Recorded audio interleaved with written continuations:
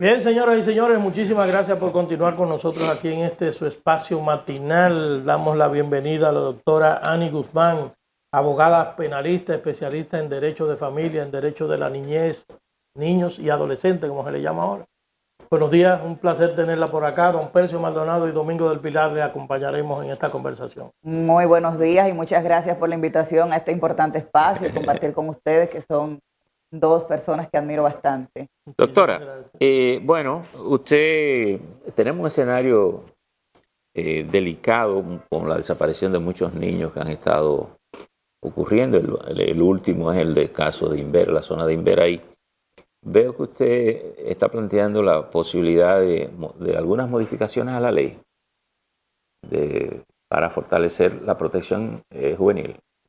Ciertamente, cuando nosotros tenemos una ley como la 136-03, que es una ley relativamente nueva, pero al mismo tiempo que sus articulados contienen vacíos que todavía no se han cerrado, nosotros planteamos que debería de reformarse esta ley para cerrar estas brechas legales que uno se da cuenta que ciertamente hay o contempla más bien disposiciones a título de obligación, pero cuando hablamos de cuáles serían las sanciones no las establece.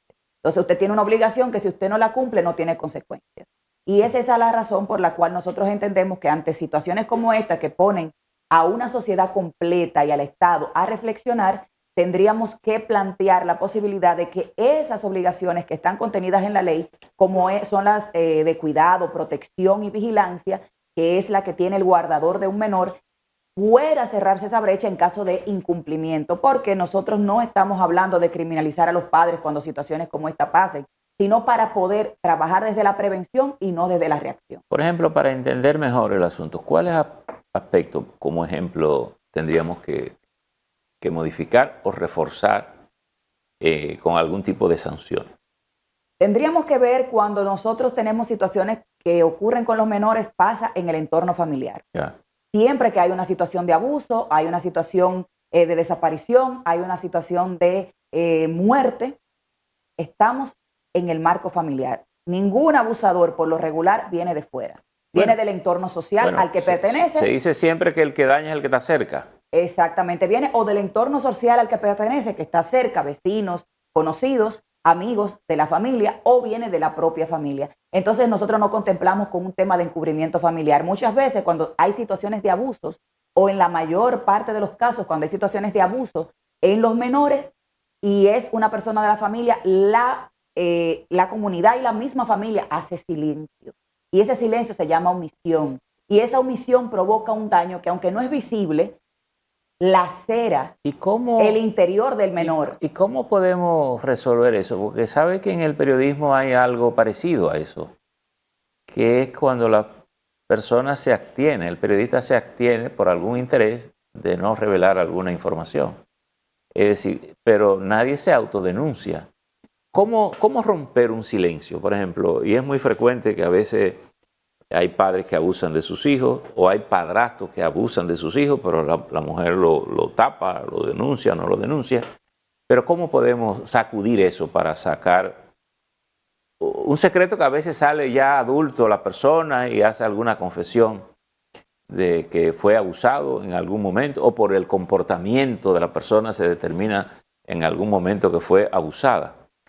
Cuando nosotros tenemos menores de edad, lo primero que debí decir es que los garantes de esos menores de edad, porque no tienen ni voluntad ni consentimiento legal para poder decidir, los garantes de los menores de edad son los padres, en primer lugar, que son los que tienen la autoridad parental. Seguido de los padres o de manera conjunta, la sociedad. Y en definitiva también el Estado, que es el que entra a poder proteger al menor en caso de que los padres no lo hagan. ¿Qué sucede con esta situación? Que ante este nivel de garantías hay sujetos obligados. Y esos sujetos obligados son los que tienen la obligación de denunciar. Estos sujetos obligados, como bien dije, los padres, tutores, guardadores o aquellas personas que están en el entorno social, porque la sociedad también hace parte de este conglomerado de garantías, debe denunciar ante una situación de abuso. Déjeme preguntarle esto para cerrar y que Domingo entonces intervenga. la sociedad dominicana ha sido creciente la posibilidad de madres solteras o madres que se divorcian, tienen sus hijos, vuelven y se casan. Y esos niños pasan bajo digamos, la sombra de un padrastro. ¿Qué establece la ley desde el punto de vista de la responsabilidad de un hombre que se casa con una mujer con hijos que no son suyos? Hay padres que lo adoptan como sus hijos, sobre todo si nacen pequeños, se ponen, pero hay otros que abusan de ellos. Muchos abusan de ellos. En esa plantea dos cosas en esa misma pregunta. La primera es, ¿quiénes tienen la garantía en este caso? Los padres siempre van a ser los que posean la autoridad parental. En caso de que haya una sentencia que lo revoque, entonces es que la pierden. Por tal la razón, aunque ese menor pase a tener un padrastro, su padre sigue siendo su garante y su madre por igual. ¿Qué pasaría en el tema del padrastro? El tema del padrastro forma parte de este conglomerado familiar, pero no viene a suplir la autoridad parental del padre. Por tanto, quien tiene el deber de cuidado, protección y vigilancia siguen siendo sus progenitores. Por tanto, ante una situación de abuso o una situación irregular, se supondría que en este caso sería, en caso de que conviva con la madre, que es la guardadora, que tendría que ver y velar ante ese comportamiento que bien usted planteaba al principio, ese deber de cuidado, de ver si ese niño ha cambiado el comportamiento. Pero le hago la pregunta porque usted está planteando una modificación a la ley. Ciertamente. Entonces, ocurre que yo soy el padre, pero mi hijo vive bajo la sombra, duerme con un padrastro al que yo no tengo acceso porque ellos cierran su puerta de noche. Mi hijo está allá adentro, vive con un padrastro, él lo lleva a la escuela, hace cosas, come con él, comparte con él, va a la playa con él y posiblemente él está más cerca que yo de quien es mi hijo. Es decir, ¿cómo establecer algún nivel de responsabilidad a ese hombre que se casa con una señora que tiene hijos para que él sepa que tiene una responsabilidad más directa de alguien que vive bajo su sombrilla? Por esa misma razón les establecía que se componía de dos temas. Primero, porque si es este padre o más bien padrastro que ve una situación de abuso al pertenecer a ese entorno familiar, porque ciertamente también es garante en este caso por pertenecer a su entorno familiar, debe denunciar. Pero es también el padre que posiblemente tenga un régimen de visitas que al ver alterado algún tipo de comportamiento o algún tipo de síntoma, de prever un abuso, de investigar y saber qué está pasando con su hijo. Porque mire qué es lo que pasa. Nosotros siempre vemos cuando suceden situaciones como estas de abusos o vemos situaciones, por ejemplo, de agresiones que se le hacen a los menores, la vemos cuando son visibles. Pero cuando son invisibles, nosotros no estamos, quizás porque no somos psicólogos o lo que sea en la mayoría, pero como padre sí uno se da cuenta. Uno sabe cuando un hijo está cambiando el comportamiento, uno sabe cuando un hijo tiene una reacción que antes no tenía. Y estas son las situaciones que hay que prever y hay que investigar y ese deber de guardar y de no encubrir ante o de omitir hacer alguna acción cuando existe una situación de irregularidad en el comportamiento de un menor o cuando también este menor está bajo el cuidado de alguien más y uno ve que también existe un nivel de desprotección. Entonces, por esa razón, lo que nosotros planteamos con el tema de la ley es que la omisión parental, mire qué sucede. Cuando nosotros tenemos situaciones en la ley de 136-03 de pensión, la inasistencia alimentaria es un delito. ¿Por qué? Porque hay una obligación de proveer alimentos.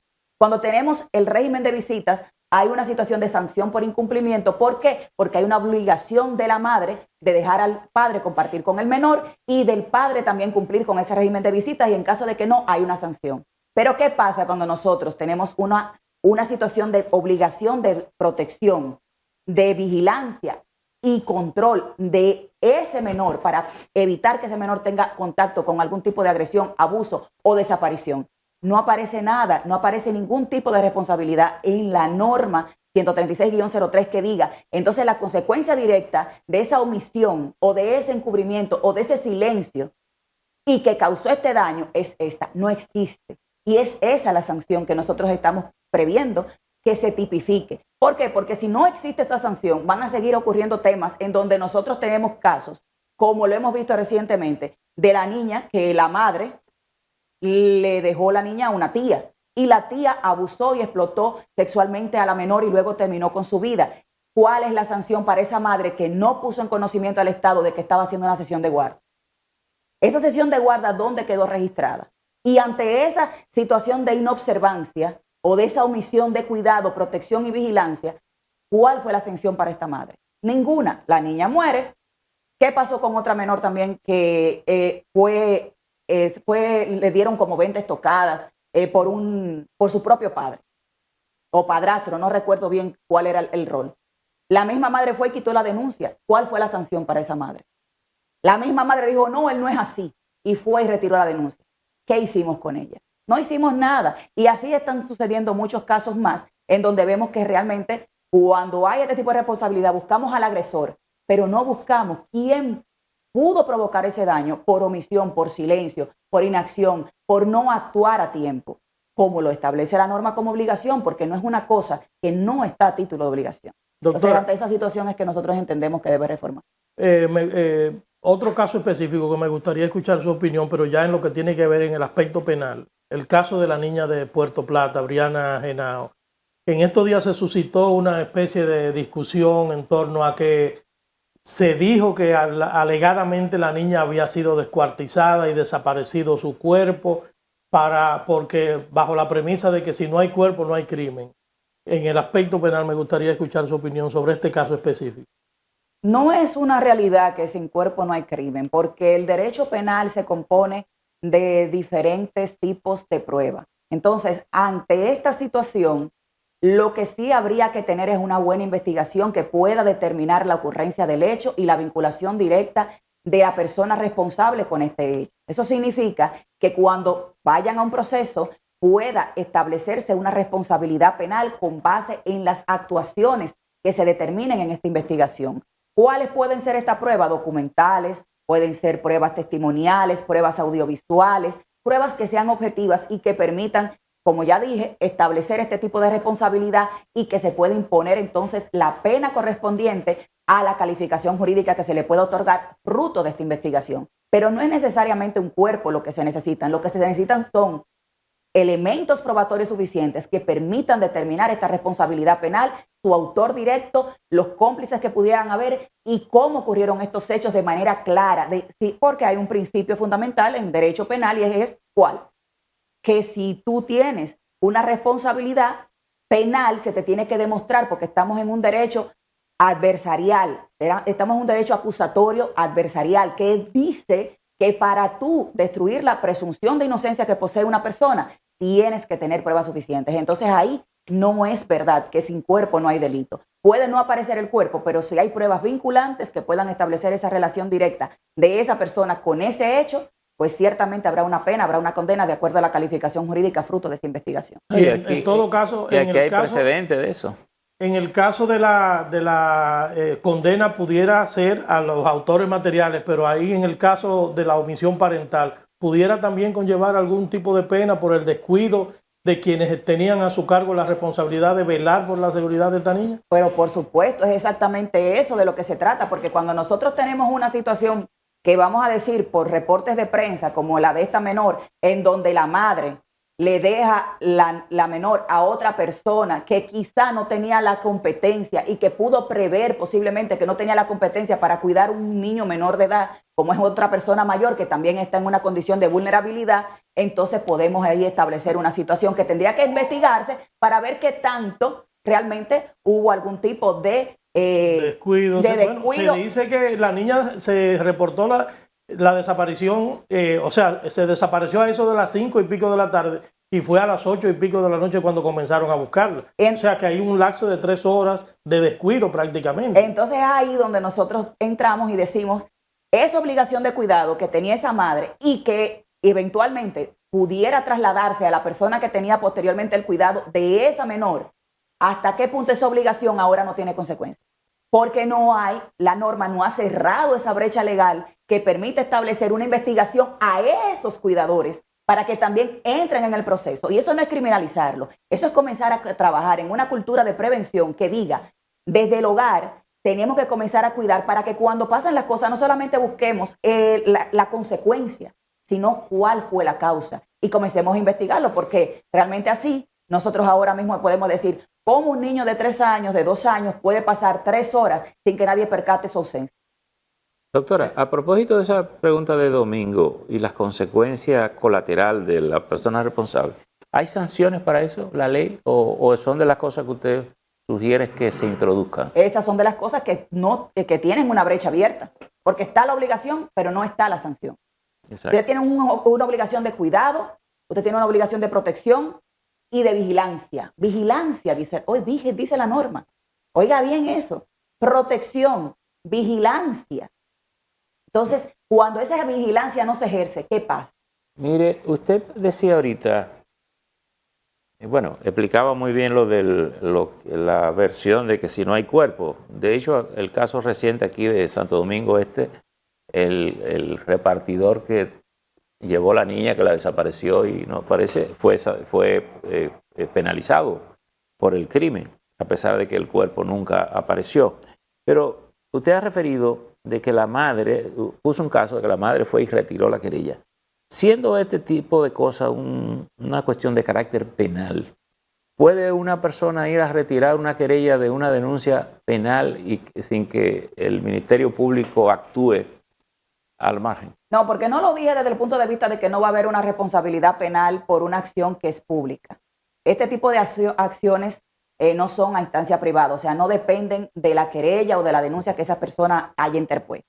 Planteé el punto por el hecho de que una persona que tiene ese título de garantía para ese menor ejerce esa acción, debiera tener una consecuencia también de responsabilidad penal ante ese esquema de omisión y de no haber protegido primeramente a esta menor y posteriormente, ante una situación de abuso, cruzarse de brazos y llegar al punto de incluso retirar una denuncia. Pero no es que esta persona no vaya a responder por este hecho, porque esa acción penal es pública y el Ministerio Público, con y sin denuncia de la madre, puede perseguir la acción y puede perseguir una sanción penal sin ningún tipo de problemas. Eso no es porque, como también dije, el Estado, que es el que representa al Ministerio Público, es garante de ese menor y es el que entra en caso de que esa cuidadora, de que esa guardadora no haga el trabajo de garante.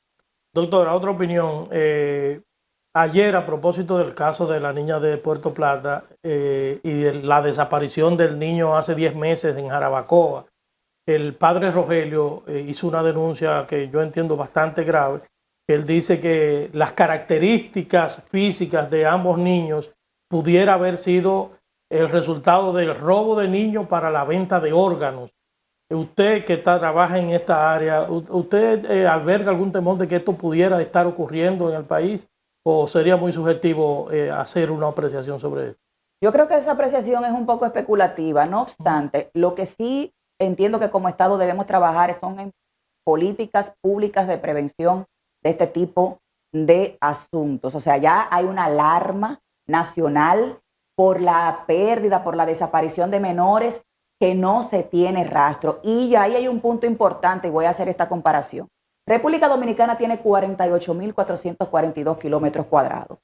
Eso implica que son 4.300 metros por persona. En ese rango es imposible que un menor de edad se desaparezca sin que ninguna autoridad, incluso recibiendo apoyo y recibiendo cooperación internacional, no pueda tener el rastro del menor. Aunado a eso, en el país hay 8 aeropuertos internacionales. No es posible que nosotros no tengamos el control de quién sale por esas puertas de embarque. 8 aeropuertos internacionales. Adicionalmente a eso, tenemos 23 puertos marítimos. No es posible que el Estado no tenga acceso a saber quién entra y quién sale por esas 23 puertas de puertos marítimos. No todos son comerciales, pero no tenga acceso a eso. Entonces, aquí hay cámaras actualmente del 911 en casi todas las avenidas, en todas las esquinas, en cualquier palo de luz usted ve una cámara del 911. Entonces, no es posible que nosotros al día de hoy, con más de casi 300 días, porque yo lo calculo por días, con casi 300 días de haberse desaparecido Roldani, y con casi ya, vamos a decir, 16 días al día de hoy de haberse desaparecido Brianna, nosotros no tengamos rastro ni tengamos conocimiento de nada. Entonces, ahí habría que hacer una investigación más profunda para poder llegar a una conclusión tan severa. Doctora, ¿hay algún proyecto en que se estén haciendo estos planteamientos de modificaciones a la ley y reforzar estos aspectos que usted ha dicho? ¿Usted tiene algo o se ha estado discutiendo alguna instancia que pueda presentar un proyecto en esa dirección y fortalecer y dar respuesta a una realidad que lamentablemente la estamos viviendo? La reforma de la ley 136-03 se ha venido haciendo. Lo que no ha habido es la voluntad política, como por ejemplo pasó con el Código Penal recientemente, que hasta que no se pusieron los pantalones, vieron que iban a hacer con los 3 causales, con el Código Procesal Penal, que también ya entró en vigencia, y así sucesivamente. Entonces, la reforma a la ley 136-03 se ha venido trabajando. Lo que no se sabe es si este tipo de asuntos se están planteando. Nosotros lo estamos haciendo desde el conocimiento, desde la experiencia y desde el compromiso social que tenemos con la comunidad y con la sociedad y el Estado. ¿Quiénes están modificando la ley? ¿Quiénes están trabajando en eso? Se están trabajando diferentes comisiones para eso. Eso es un tema que se hace a nivel de los especialistas que trabajamos el tema de derecho de familia y demás, pero estos planteamientos que se están haciendo, ciertamente nosotros lo vamos a poner en consideración con un proyecto que estamos elaborando para que sea ponderado dentro de las modificaciones y las reformas que se han venido trabajando, pero que nunca han dado fruto porque no se han promulgado. Pero en el Congreso tenemos algo depositado. Exacto. ¿O no? Está trabajándose, sí. ¿Se está trabajando? Sí. ¿Y no sería posible, doctora, que el acercamiento de ustedes, los que están trabajando con estos proyectos, con algunos de los partidos políticos con poder congresual, para que ellos se empoderen de este proyecto y puedan ellos someterlo, o incluso un acercamiento con organismos como el CONANI, entidades que trabajan con la protección de la niñez, para que el Poder Ejecutivo, que tiene más fuerza congresual, puedan someter un proyecto de esta naturaleza? Esa es la idea, de que se arme una mesa de trabajo conjunta en la cual se puedan establecer asuntos como este y también de política pública, porque la política pública se puede trabajar de manera perfecta. La política pública, por ejemplo, de prevención en este tipo de casos, es lo que nosotros inicialmente, sin necesidad ni siquiera de la promulgación de una nueva norma que involucre este tipo de reformas, se puede poder establecer para poder evitar que estas situaciones sigan aconteciendo. Y eso es lo que yo siempre he planteado. No podemos seguir trabajando desde la reactividad, sino desde la prevención. Nosotros estamos reaccionando cuando el problema llega y estamos solicitando ayuda, cooperación internacional. Estamos solicitando, ¿por qué? Porque no tenemos un protocolo de seguridad para impedir que situaciones de desaparición, no solamente de menores, sino también de personas adultas, porque nosotros tenemos personas adultas que nunca aparecen. Sí. Y como digo, o sea, nosotros no tenemos ni 50,000 kilómetros cuadrados por todo el país y tenemos menos de 12 millones de personas viviendo aquí. Entonces, ¿cómo una persona se desaparece sin dejar rastro? Doctora. Pero en países desarrollados, ni que de mucho más población pasa eso. Doctora, quiero preguntarle esto para ver la cosa al revés. Sí. Usted, bueno, está abogando por la protección de los niños en su condición de abogado de familia. Aquí hubo un proyecto en una ocasión, incluso el doctor Hernández, él es fiscal del distrito, Hernández Peguero, incluso creo que llegó a presentarlo en el Congreso, un proyecto que era invertido. Es decir, cómo los hijos eran responsables de los padres al final, porque esto va evolucionando y uno después se convierte en niño, ¿verdad? Y habían padres que simplemente, habían hijos que simplemente se desinteresaban, y tú veías personas a lo mejor ambulando en la calle, con una familia sin responsabilidad. Desde el punto de vista familiar, ¿apoyaría usted un proyecto como este? ¿Cree que el país le hace falta algo así? Bueno, nosotros tenemos una ley de envejecientes que ciertamente contempla que no se desprotejan a las personas mayores que son los progenitores. Ahora bien, lo que yo entiendo que también tiene que estructurarse en el sentido siguiente. En países como Colombia, en los que he tenido la oportunidad también de trabajar este tipo de asuntos, existe lo que es la pensión que le dan los hijos a los padres. Uh-huh. Y aquí también. Pero ¿qué pasa? En Colombia, lo que no hay, lo que permite es también que ese padre, si ha incumplido con pensiones alimenticias, no pueda recibir este tipo de ayuda. Entonces habría que entrar, esos son dentro de los vacíos y las brechas legales que entiendo que también deberían de reformarse, y es un punto interesante para poderlo trabajar también dentro de esta misma reforma, que entonces se pueda contemplar este tipo de efecto, causa-efecto. O sea, si hay un padre que ha sido un incumplidor de alimentos, entonces cómo el hijo tendría la obligación de cumplir con esa obligación entonces en consecuencia. Entonces eso tiene sus requisitos, claro, tiene sus especificaciones, porque por ejemplo tendría que demostrarse que efectivamente, porque la gente por lo regular no va a buscar pensión de alimentos, las madres dicen, claro, ay, y es un término muy popular que a mí me causa mucha conmoción, que dice, ay, buscar eso es azara. O sea, ponerle pensión al papá azara. Señora, no hay nada más erróneo que ese planteamiento, porque el Estado es el responsable de poder proveer los mecanismos para que el menor reciba una alimentación adecuada y que sea con base en su calidad de vida. Entonces, lo que yo siempre le planteo y le digo a las madres que dicen ese tipo de afirmaciones, yo le digo, imagínate si el nivel de vida que le puedes dar a tu hijo es buena con tu salario y con tu condición. Imagínate que el padre aporte lo que el Estado le disponga que debe hacer.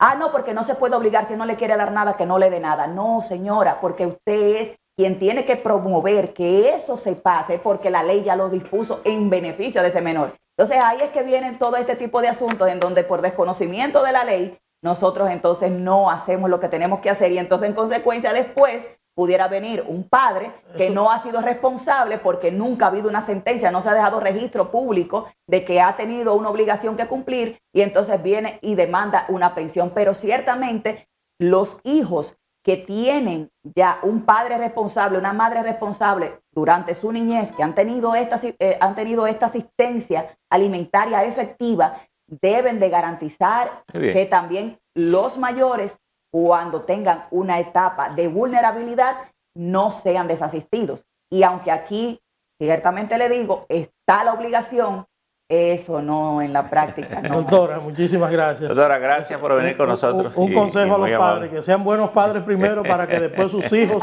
sean buenos hijos con ustedes. Definitivamente. Muchísimas gracias por la invitación. Agradecemos a la doctora Annie Guzmán su participación, su interesante participación en este espacio. Cuente con nosotros para seguir trabajando con estos proyectos que van a ser de tanto beneficio para una gran parte de la población. Despedimos a la doctora Annie Guzmán. Vamos a una pequeña pausa porque ya está por acá nuestra compañera Inmaculada Cruz Hierro para ponernos al tanto en materia de espectáculos. Volvemos ahora.